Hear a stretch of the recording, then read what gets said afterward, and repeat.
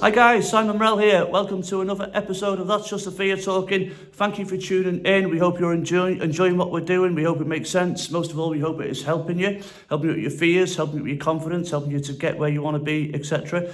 Today's short talk, and it is a short one today. We have class to start in a few minutes at Fight Fortress.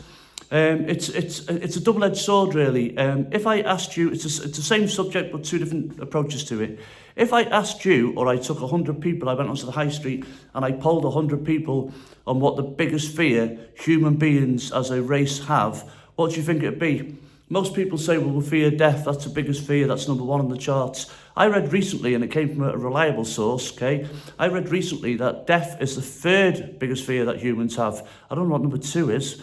Not sure. Anyway, so death is the third biggest fear that we have.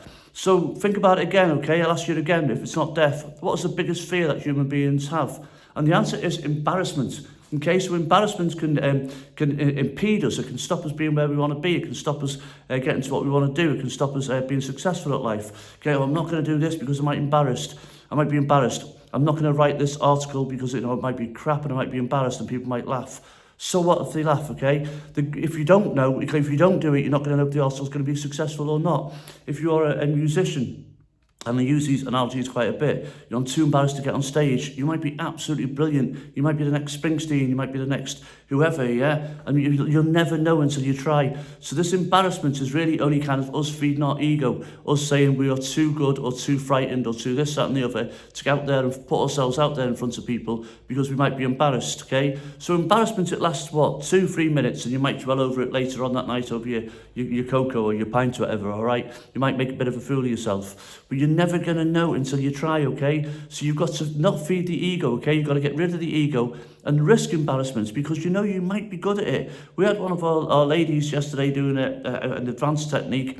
A great girl, trains for us all the while, does private lessons. She was doing a spinning kick that she'd never done before. It was a little bit above her pay grade, if I will say so, okay? It was a little bit above what belt she is, but she gave it a go and she didn't care she fell over. And guess what? She fell over. And guess what? She just got up and tried again. And it was a good laugh. And in the end, she got the kick, all right? So she didn't really worry about embarrassment. What she was more worried about is what her biggest concern was not embarrassment. Her biggest concern was at least having a go and getting the technique right. And lo and behold, she got the technique right in the end, okay? So whatever you're doing, if you're writing, if you're skating, if you're running, if you're doing whatever you're doing, yeah, don't let the fear of embarrassment stop you doing it because you never know how good you're going to be at something. All right, I hope this has helped. Like I say, it was a short one tonight. I'm getting ready to rally the troops at Fight Fortress this evening. So have a good one. Please stay tuned for That's Just Sophia Talking. Any questions, again, always get in touch with me via our website, www.simonmorell.com, and best of luck to everyone.